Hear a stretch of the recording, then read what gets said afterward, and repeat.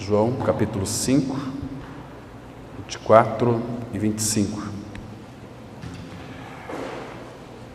Nós vamos hoje observar um pouquinho, atentar para a voz do Senhor.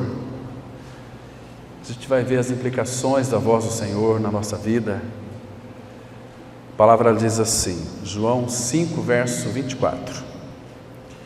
Jesus está dizendo: em verdade vos digo, quem ouve a minha palavra e crê naquele que me enviou, tem a vida eterna. Não entra em juízo, mas passou da morte para a vida. Em verdade vos digo, que vem a hora, e já chegou, em que os mortos ouvirão a voz do Filho de Deus, e os que a ouvirem viverão. Vamos ter uma palavra de oração. Pai, graças te damos mais uma vez pela tua palavra e por esse tempo que o Senhor tem dispensado a nós, no sentido de abrir as Escrituras para nós, prover esse tempo de reunião, porque, Pai, é uma reunião tão preciosa, porque nós nos reunimos debaixo do nome do Senhor Jesus Cristo, nós estamos em Cristo, Ele está em nós. Nessa noite, Pai, como somos gratos ao Senhor, porque podemos participar mais uma vez da Tua mesa, que o Senhor tem preparado para nós. Pai, que nós o façamos de uma maneira em que verdadeiramente não venhamos a ver tão somente ritualismo, mas possamos ver, ó Pai, toda a realidade espiritual que é nessa mesa. E também nessa noite, Pai, queremos ouvir a Tua voz. Fale conosco, nos dê sabedoria e entendimento espiritual para compreender a Tua palavra e uma memória que seja memória fértil e fecunda para guardar a Tua palavra, para que Teu Espírito então aplique ela em nossas vidas. E em Cristo nós oramos. Amém. Irmãos, eu não sei se você está já habituado, acostumado com a voz do Senhor.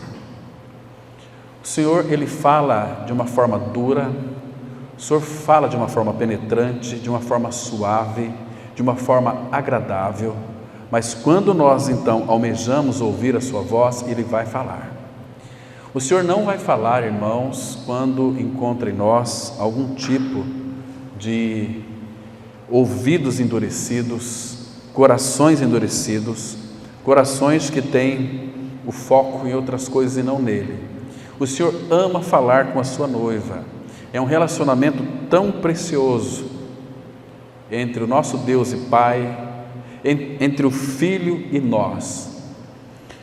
O irmão Mackintosh, ele diz que a nossa consagração começa pelos nossos ouvidos.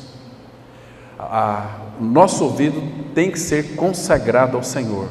O sentido aqui é que quando era sacrificado aquele cordeirinho, Moisés ia lá, pegava aquele sangue e começava colocando na orelha direita, e depois na mão, que fala das ações, e nos pés, no nosso caminho com o Senhor.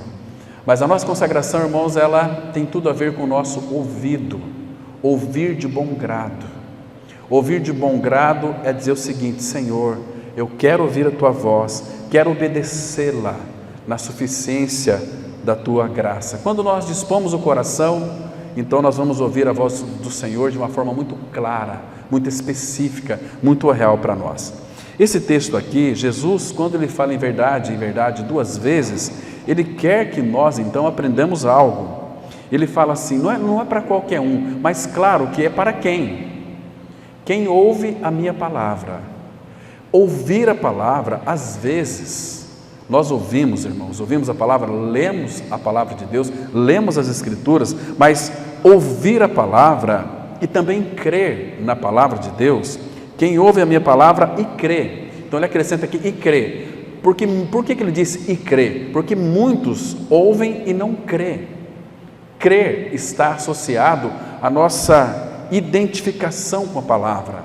Porque, irmãos, a Bíblia que nós temos em nossas mãos, a palavra de Deus, é um testamento que foi afiançado pela ressurreição de Cristo, pela morte e ressurreição de Cristo. Eu disse ressurreição porque Ele morreu e ressuscitou, e colocou em nossas mãos essa tamanha riqueza, esse poço que nós nunca vamos encontrar o fundo, de pepitas tão preciosas, de pepitas maravilhosas, que tudo isso aqui é nosso, irmão.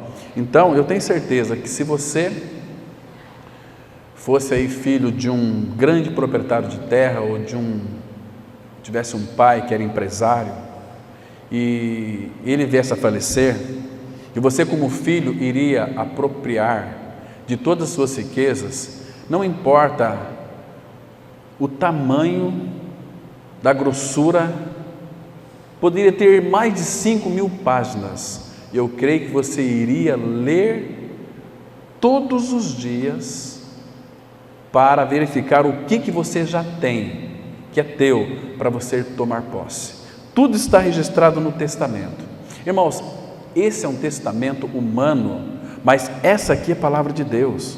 Queridos, e Deus, Ele colocou tudo na sua palavra para nós, Então, quando nós estivermos lendo as Escrituras, lembre-se, você está ouvindo falar de Deus, e Deus, Ele tem sempre algo para acrescentar a nós. Claro que o princípio da vida cristã é vida, Ele veio com essa finalidade para nos dar a vida eterna, uma vida, irmãos, que nós não tínhamos antes. Recebemos essa vida para desfrutarmos de todas as riquezas, que a palavra fala, são riquezas insondáveis, que não dá para se sondar. Tudo isto é teu e meu. Então, irmãos, agora, há uma riqueza maior, incomparável, inigualável, que é o próprio Senhor. Porque, irmãos, quando vocês aqui estiverem diante do Rei da Glória, se vocês não entenderem hoje, vai ter que entender naquele dia, que nada mais vai tirar a atenção do nosso coração a não ser o Senhor. Porque quando o salmista fala no Salmo 96, adorai o Senhor na beleza da sua santidade. A gente não tem a mínima de noção por que nós iremos receber um corpo glorificado, que Paulo fala aos Filipenses 3, versículo 20 e 21, porque a nossa pátria está nos céus, de onde também aguardamos o Senhor, nosso Salvador Jesus Cristo, o qual transformará o nosso corpo de humilhação para ser conforme o corpo da sua glória, para ser conforme o corpo da sua glória. Por que nós iremos obter da parte do Senhor um corpo glorificado? Claro, porque com a presença da glória, porque Ele é o Senhor da glória, Ele é o Pai da glória, Ele é a glória, vai estar diante de nós, aquele reflexo da glória. Se nós não tivermos identificados com Ele, um corpo revestido de glória, que Ele já providenciou para nós, a questão de tempo nós seremos revestidos, porque este corpo que nós temos, que é mortal, um dia ele se revestirá da imortalidade, e o que é corruptível se revestirá da incorruptibilidade, e nós receberemos um corpo de glória, onde podemos então contemplar o Senhor da glória. Irmãos, isso vai ser muito lindo. O nosso coração tem que almejar, ansiar isto. Os irmãos aqui, apóstolo Paulo, os discípulos e também irmãos do nosso meio, não muito distante, também nós aqui nessa oportunidade, irmãos, nós devemos verdadeiramente trazer sempre no nosso corpo o morrer de Jesus, para que a vida dele se manifeste, se expresse. E um detalhe que é importante aqui, irmãos, quando nós começamos a nos envolver intimamente com o Senhor, o teu coração começará a desejá-lo de uma forma profunda, íntima, que Ele venha, que Ele volte, porque os teus interesses será tão somente Ele.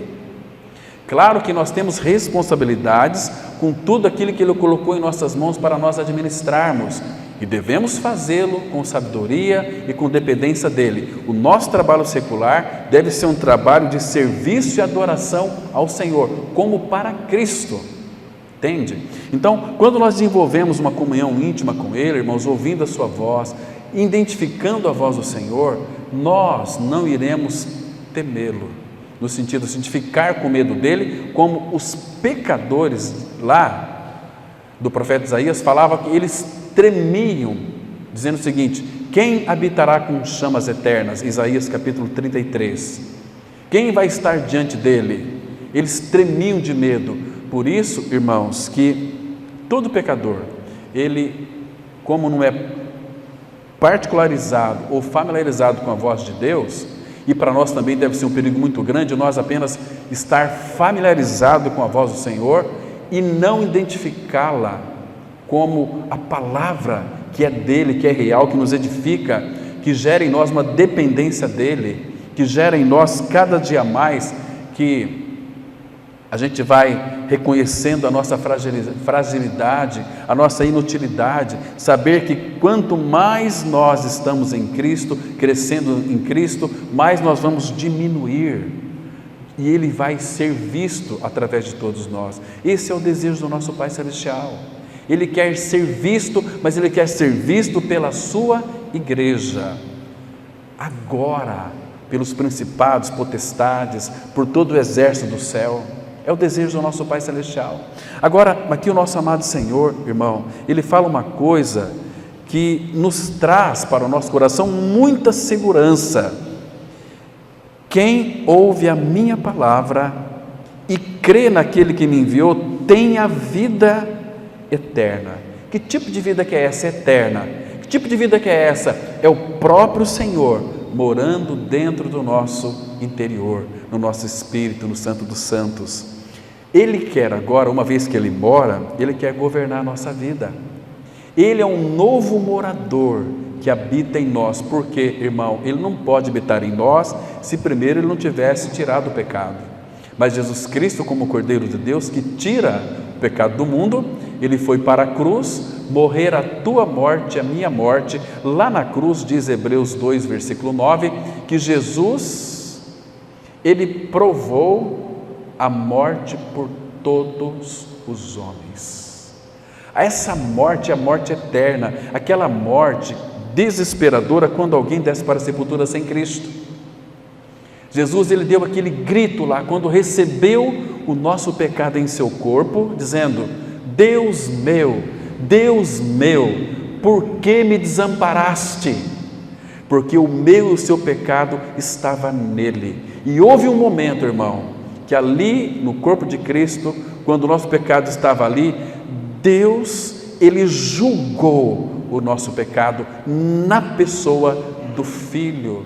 O Filho não precisava sofrer por nós, irmão, mas Ele ama tanto eu e a você. Ele era insuportável para Ele não vir morar dentro de nós. Então Ele fez tudo pela igreja, Ele amou a igreja e a si mesmo, não foi forçado, e a si mesmo se entregou por ela. Ele se entregou por ela, claro, para tirar o pecado, mas também para purificá-la, para apresentar a si mesmo igreja gloriosa, sem mácula, sem ruga, sem defeito algum. Como que pode um Deus soberano, um Deus que esquadrinha os nossos corações, quando Ele contempla a igreja pela qual Cristo morreu, Ele não enxerga em nós defeito algum, irmão? Por que isso? Porque Ele nos vê através do seu Filho. A obra que Cristo realizou no Calvário satisfez plenamente o coração do Pai, porque Ele é um Deus justo. Ele queria nos salvar, mas não tinha outra maneira a não ser pela morte do seu Filho. Mas também precisaríamos crer por revelação de que lá na cruz, no seu corpo, Ele nos levou a morrer junto com Ele, porque é a única maneira de tirar o nosso pecado. O pecado entrou em nós pela vida de Adão, ele tem que sair pela morte. Não há uma maneira adequada de Deus perdoar o pecado do homem, a não ser pela morte do pecador, pela fé no corpo de Cristo, onde ali nós fomos inseridos, crucificados e mortos. Mas não para aí, meus irmãos, não para aí. A obra da cruz, ela é tão perfeita, tão gloriosa, tão maravilhosa, que para não ficar nenhum resquício de acusação do inimigo, Satanás, o sangue do Cordeiro foi derramado também, com uma finalidade, para que o meu e o seu pecado fosse perdoado, lavado e purificado. Este é o poder do sangue do Senhor Jesus Cristo, que deixa os nossos pecados, que a cor do pecado, Isaías 1 vai mostrar, versículo 18, que o nosso pecado, a cor do pecado é vermelho. Então ele tornou o nosso pecado mais alvejado do que a neve, do que a branca lã. A lã é branquíssima, mais alvejado do que a branca lã e do que a neve. Vocês percebem o poder desse sangue? Isto aqui, irmãos, é para o Pai uma aceitação daquilo que Cristo fez. E Cristo fez não por Ele, era a vontade do Pai, que tinha que ter por nós um substituto, que era santo, separado dos pecadores, mas semelhante aos pecadores. Por isso que o Verbo se fez carne. Quando o Verbo se fez carne, Cristo trouxe a sua morada entre nós. Olha, a morada do Pai é esta. Onde é a morada do Pai, Senhor Jesus? Eu sou a casa do Pai. Eu sou a casa do Pai. Então Ele colocou a sua tenda em nosso meio. Ele é o tabernáculo. Jesus Cristo é a realidade daquele tabernáculo que veio até nós. O Verbo se fez carne. O Verbo se fez carne significa que Deus desceu da glória e andou nos altos da terra, para tirar, segundo Zacarias capítulo 3, versículo 9, tirar a iniquidade desta terra em um só dia. Ele tirou o nosso pecado, porque Ele é o Cordeiro de Deus que tira o pecado do mundo. A ponto do apóstolo Paulo dizer para nós assim, Romanos 6, versículo 2, como viveremos ainda no pecado, nós os que para Ele morremos? Como nós morremos para o pecado, Cristo é a nossa vida. Irmãos, é tão maravilhoso. E o sangue de Cristo, irmãos, é para a satisfação do coração do Pai, não para nós. Tem um exemplo muito claro do sangue de Cristo, se vocês abrirem comigo, lá em Êxodo capítulo 12, na última praga, quando então morreram todos os primogênitos lá do Egito. Aqui, meus irmãos, no capítulo 12, nós vemos aqui, irmãos, a importância do sangue para o nosso Pai Celestial. Diz assim, Êxodo capítulo 12, versículo 12. Primeiro aqui, irmãos, se você observar o versículo 11, deixa eu explicar para vocês o que está acontecendo aqui. Então, nessa última praga, Deus disse para Moisés e Arão, Faraó vai deixar o povo ir. Então vocês vão matar um cordeiro de um ano. Um cordeiro de um ano é correspondente a um homem de 33 anos. Então Jesus é o Cordeiro de Deus, que tira o pecado do mundo. Então, sacrificar aquele cordeiro, Deus disse para Moisés, você vai passar o sangue do cordeiro na verga da porta. Na verga da porta. E vocês vão comer o cordeiro assado dentro da casa, significando que Cristo é aquele que nos purifica e aquele que nos alimenta para a caminhada, porque segundo Pedro 1,3, pelo seu divino poder, nos foi concedido todas as coisas que conduzem à vida e à piedade, pelo conhecimento completo dele. Então, aqui, ele diz aqui no versículo 11, Desta maneira o comereis: lombo cingido, sandália nos pés e cajado na mão, comê-lo-eis à pressa e à Páscoa do Senhor. Então vocês vão comer este cordeiro. Este cordeiro também é para vocês um fortalecimento físico. Lembra que Jesus Cristo disse lá em João 15,5: sem mim nada podeis fazer? O povo de Deus vive uma vida de dependência dele, para viver, para levantar, para dormir em paz, me deito e logo pego no sono, porque só tu, Senhor, me faz repousar com segurança. Irmãos, é tão gostoso ter noites agradáveis de sono. Se eu deitar meia-noite, durmo um sono até as 4. Se eu deitar 10 da noite, durmo até as 4. Se eu deitar 7:30 da tarde, durmo até as 4 da manhã. Percebe? Porque só tu me faz repousar com segurança. E aqui, irmãos, esse cordeiro era para fortalecer aquele povo para a caminhada. É Cristo se doando inteiramente, né? Ele vai dizer isso aqui lá de uma forma analógica em João capítulo 6. Ele vai dizer o seguinte: que o meu corpo é verdadeira comida, o meu sangue é verdadeira bebida. Isso que fala dessa mesa.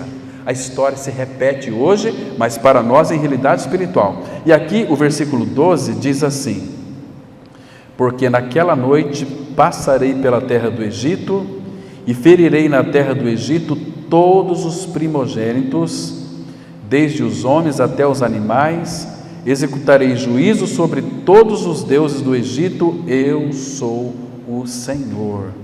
Agora, veja aqui o verso 13, irmão: sangue na verga da porta, o sangue vos será por sinal nas casas em que estiverdes.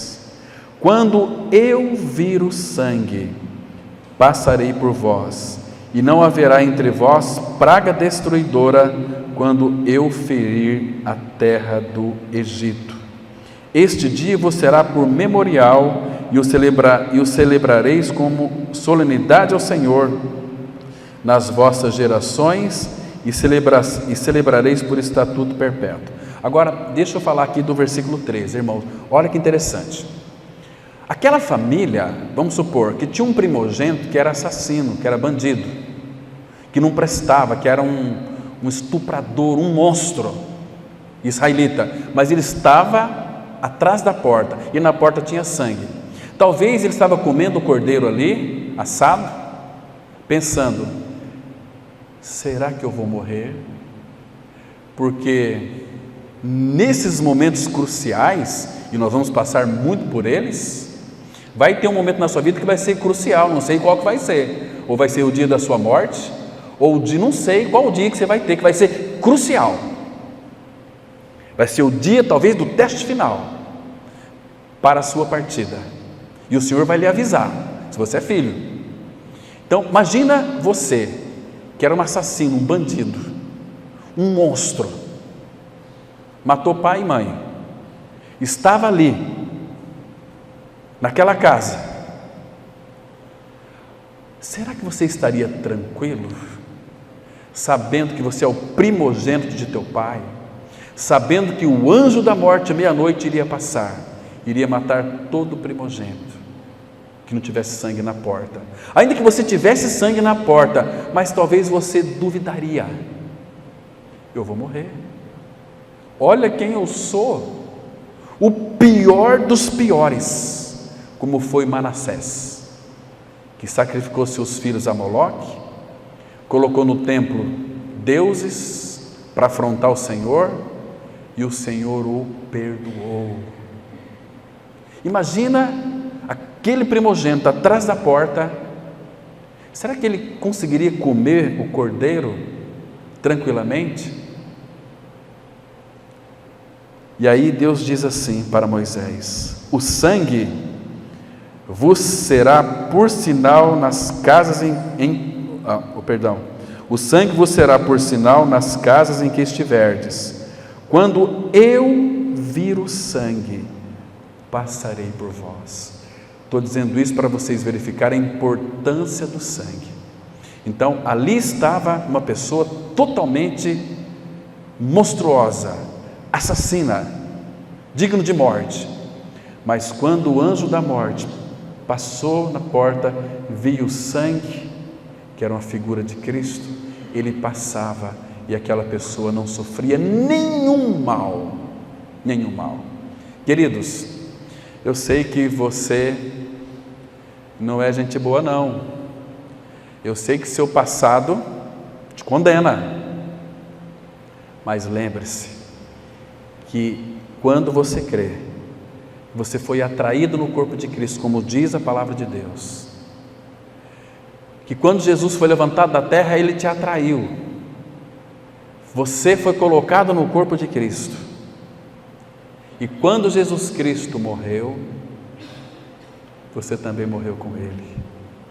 A palavra fala, se alguém está em Cristo, é nova criatura, as coisas velhas já passaram, e eis que tudo se fez novo. Você entende isso, irmão?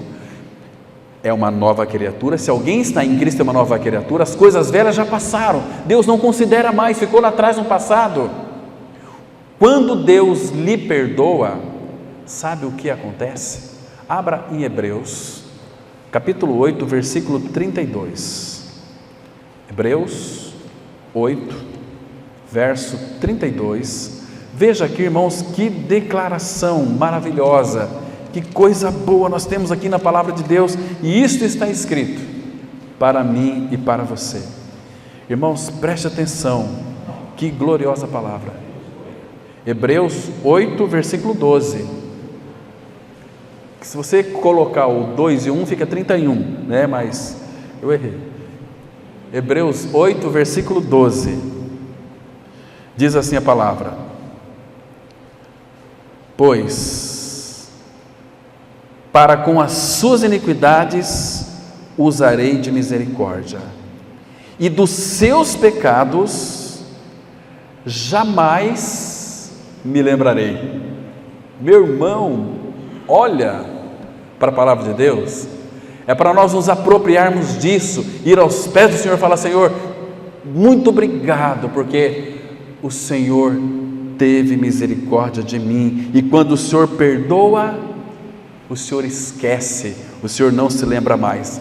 Vira a Bíblia aí em Hebreus 10, verso 17, tem um acréscimo aqui, versículo 16, diz assim: desta aliança que Ele fez com cada um de nós, esta é a aliança que farei com eles, depois daqueles dias, ou seja, da morte e da ressurreição do Senhor, diz o Senhor, porém no seu, Ele que vai pôr, porém no seu coração as minhas leis, e sobre a sua mente as inscreverei, e acrescenta também, de nenhum modo me lembrarei dos seus pecados e das suas iniquidades para sempre. Irmão, essa mesa fala exatamente disso. Nós vemos essa mesa em realidade espiritual. Irmãos, que obra foi essa realizada lá no Calvário? Que está além da nossa compreensão. Como que Ele pode tornar um pecador puro, santo? Isso não faz bem para o nosso coração. Você entende, irmãos, porque nós sempre celebramos o Senhor, louvamos o Senhor, porque Ele é Deus, Ele é o que é, e fora dEle não há Salvador. Ele diz lá no Salmo 46, 1, Deus é o nosso refúgio e fortaleza, socorro bem presente na angústia ou nas tribulações.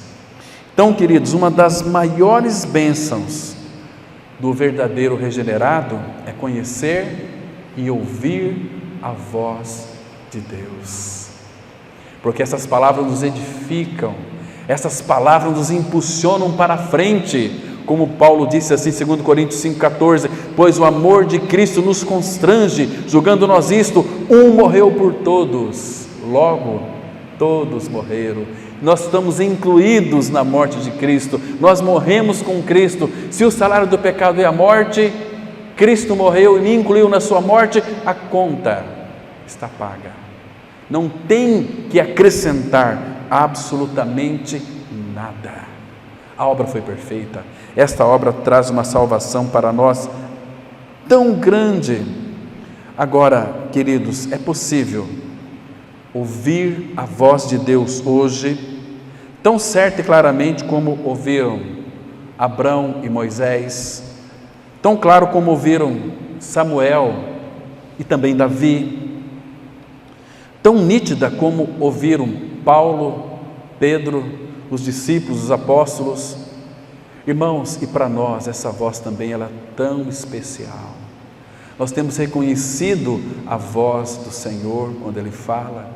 Ele sempre está chamando a nossa atenção, como Isaías 1, versículo 2: ouvi, ó céus, e dá ouvidos, ó terra, porque o Senhor é quem fala. E o falar do Senhor é um falar muito especial. É um falar, primeiro, que ele é contundente, ele é indelével, que permanece no coração do Filho de Deus. O falar dele, sabe como que a igreja deveria, uma vez que reconhece a voz dele? Deixa eu mostrar para vocês aqui, irmãos, vocês podem abrir comigo, lá em Cântico de Salomão, Cantares, né? Vamos ver aqui como que é a voz dele. Que voz maravilhosa o nosso amado Senhor, Ele tem.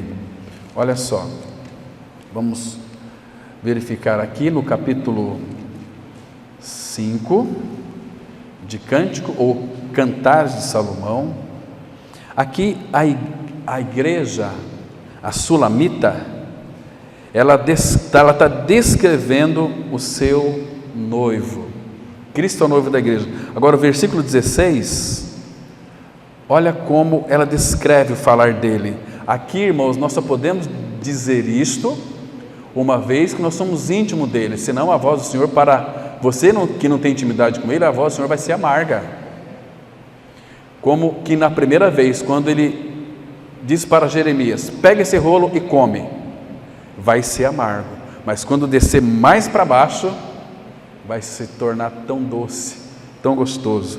Então ela diz assim: o seu falar, o falar do noivo, o falar do nosso Senhor para a sua igreja, o seu falar não é doce apenas, irmãos, é muitíssimo doce. Sim, ele é totalmente desejável, porque a igreja, a noiva do Cordeiro, que foi lavada, purificada com sangue, ela anela, ela deseja o falar ou ouvir a voz do noivo, porque é uma voz que traz direção. Nós, quando conhecemos a verdade da palavra, nós não vamos ouvir mais mensagens que não tratam de Cristo e a cruz. Não é a mesma coisa, porque foi o próprio Senhor que disse, não é eu que estou dizendo, ele disse assim lá em João 10, versículo 27, as minhas ovelhas ouvem a minha voz, eu as conheço e elas me seguem. Por que que nós seguimos o Senhor? Porque nós conhecemos, estamos identificados com a voz do nosso noivo, nosso amado Senhor. E o falar dele, irmão, é muitíssimo doce, é totalmente desejável. Abra sua Bíblia, por favor, no Salmos 19. Que maravilha! Nós cantamos aqui essa canção muito preciosa, mas aqui, irmãos, revela como que é este amado Senhor para nós, falando-se da sua palavra. Diz assim, olha aqui, o verso 7, Salmos 19, versículo 7, a lei do Senhor é perfeita. Irmãos, então entenda uma coisa aqui, quando você está ouvindo a voz do Senhor, você está lendo a palavra do Senhor, essa voz, a palavra dele que é perfeita, a perfeição entra em você e dia a dia vai tornando você perfeito. Porque a vereda dos justos, diz Provérbios 4, versículo 18, é como a luz da aurora, que vai brilhando mais e mais até ser dia perfeito. Está sendo encharcado com a palavra, intoxicado com a palavra de Deus, porque a lei do Senhor é perfeita, ela é única, e diz aqui, e restaura a alma. Então, qual é a maneira de ter uma alma restaurada? É ouvindo a voz do Senhor, uma voz perfeita, uma voz que restaura a alma. Aí ele diz assim no verso 8: os preceitos do Senhor são retos e alegram o coração. E o que mais? O mandamento do Senhor é puro, ilumina os olhos. Por isso, irmãos, que o Senhor tem o interesse em nos aconselhar, em dar conselho para nós. E Ele sempre vai nos aconselhar. Agora, observa aqui, irmãos, o versículo 10. São mais desejáveis do que ouro, mais do que muito ouro depurado, e são mais doces do que o mel e o destilar dos favos. Queridos, que coisa linda! Então, a palavra de Deus é aquela que nos dirige, como o Salmo 119, 105, lâmpada para os meus pés, é a tua palavra e luz para os meus caminhos. Então, quando nós estamos conectados com a palavra, irmãos, lendo a palavra, buscando a direção do Senhor na palavra, buscando conselhos na palavra, a palavra, você quer receber do Senhor muitos conselhos? Leia Provérbios. Quando você começa a ler Provérbios, você está entrando numa biblioteca inspirada da realeza real. Olha só, você vai ver os escritos de um homem que era uma figura de Cristo, para mim e para você. Quantos conselhos nós temos ali, e o Senhor quer nos aconselhar. Aí um pouquinho para frente, nos Salmos mesmos, 32, versículo 8, olha que lindo texto nós temos aqui. Então ele mostra para nós, de uma forma tão linda, tão específica, dizendo o seguinte, Salmo 32, versículo 8. Primeiro, deixa eu ler o 7 também, porque esse salmo aqui ele é muito precioso, fala do nosso perdão. Depois de perdoado, o que o salmista Davi reconhece aqui? Ele diz para o Senhor, e o Senhor ama ouvir isso da sua noiva: tu és o meu esconderijo. Irmãos, o Senhor é para nós, para mim e para você, o nosso esconderijo. Sabe por quê? Aquele que habita no esconderijo do Altíssimo, a sombra do Onipotente descansará. Agora, lembra, então vamos trazer para o Novo Testamento, Colossenses 3,3, porque morrestes e a vossa vida está escondida com Cristo em Deus. Onde é que está a tua vida, meu querido irmão? Escondida com Cristo em Deus, escondida com Cristo em Deus. Nossa vida está lá. Não é que vai estar, provavelmente vai estar, não, ela está escondida com Cristo em Deus. Deus nos tem como algo muito especial, estamos nele, ele está em nós. Então, tu és o meu esconderijo. Quem pode nos encontrar, irmão? O Senhor teve um segredo no seu coração, Ele guardou durante séculos e gerações. Qual que era esse segredo? Cristo. Ele desvendou o mistério da sua vontade, que era revelar o seu Filho para nós. Ele revelou, irmão, revelou e nos fala pelo Filho. Que Cristo maravilhoso nós temos, que Cristo maravilhoso nós temos. E diz assim: tu és o meu esconderijo, tu me preservas da tribulação e me cercas de alegres cantos de livramento. Dizendo o seguinte, que olha, vocês não temam, no momento da tribulação, celebrem a mim e eu livrarei vocês. Citar aqui exemplo, o apóstolo Paulo foi surrado por ter expulsado um espírito de uma jovem adivinhadora, lembram? Em Atos capítulo 16, surraram Paulo, colocaram na prisão, amarraram pés e mãos no tronco. Meia-noite, Paulo e Silas oravam e cantavam louvores a Deus. De repente, aquelas cadeias caíram todas por terra. Deus não resiste em meio às provas, quando Ele encontra no coração do regenerado louvor, alegria. E aí ele diz assim no verso 8: instruir-te-ei e te ensinarei o caminho que deves seguir. Irmão, o que isso quer dizer para nós?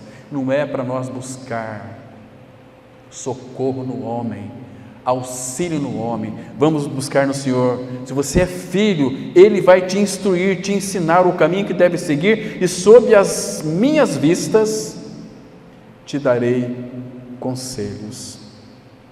E sabe o que Ele vai ensinar para nós, irmão? Deixa eu citar mais um texto para vocês aqui, Isaías 48, versículo 16 e 17. Irmãos, esses textos nos alegram tanto o nosso coração, porque nós temos um Deus, um Pai maravilhoso. Olha o versículo 16, olha o convite que Ele faz, olha o quanto Ele te ama. Olha aqui, queridos, verso 16, Isaías 48, verso 16: chegai-vos a mim e ouvi isto, e ouve isto. Que palavra doce é esta, né? Chegai-vos a mim e ouve isto. Não falei em segredo desde o princípio, desde o tempo em que isso vem acontecendo, tenho estado lá. Não apenas fala, mas Ele é presente lá. Agora o Senhor Deus me enviou a mim e o seu Espírito. Assim diz o Senhor, o teu Redentor, o Santo de Israel: eu sou o Senhor, o teu Deus, que te ensina o que é útil e te guia pelo caminho em que deves andar. Que maravilha, irmão, que Cristo maravilhoso nós temos. Nós podemos ficar bem descansados, que quando Ele decidiu lhe chamar, porque Ele te amou, com um amor tão profundo, que Ele foi até a morte por tua causa. E agora, um detalhe importante, Ele não apenas lhe chamou, mas Ele assumiu uma grande responsabilidade de cuidar de cada um de nós. Neste mundo, por causa dessas grandes crises existenciais que estão acontecendo, irão acontecer, isso vai gerar em nós ansiedade. Mas, irmão, por favor, não esqueça do que Pedro escreveu na sua primeira carta, capítulo 5, versículo 7, lançando sobre Ele toda a vossa ansiedade, porque Ele tem cuidado de vós. Ele cuida, Ele guarda. O Senhor é quem te guarda. Ele guardará a tua entrada e a tua saída, desde agora e para todo o sempre. Irmãos, graças ao Senhor pela sua palavra. Vamos ter uma palavra de oração. Pai Santo, como somos gratos ao Senhor, porque Tu és um Pai tão maravilhoso, e a Tua voz, Pai, ela é tão graciosa, tão poderosa. A Tua voz nos edifica, a Tua voz nos regenerou, porque fomos regenerados, não de semente corruptível, mas da incorruptível mediante a Tua palavra. E segundo o Teu querer, Tu nos gerou de novo pela palavra da verdade. Oh Pai, como somos gratos ao Senhor. Pai, se nós olharmos para nós, quem somos nós, para que o Senhor se importa tanto conosco, Pai? Mas o Senhor é o próprio amor revelado e manifestado em Cristo. Obrigado por esse tempo, Pai. Em nome do Senhor Jesus nós oramos. Amém.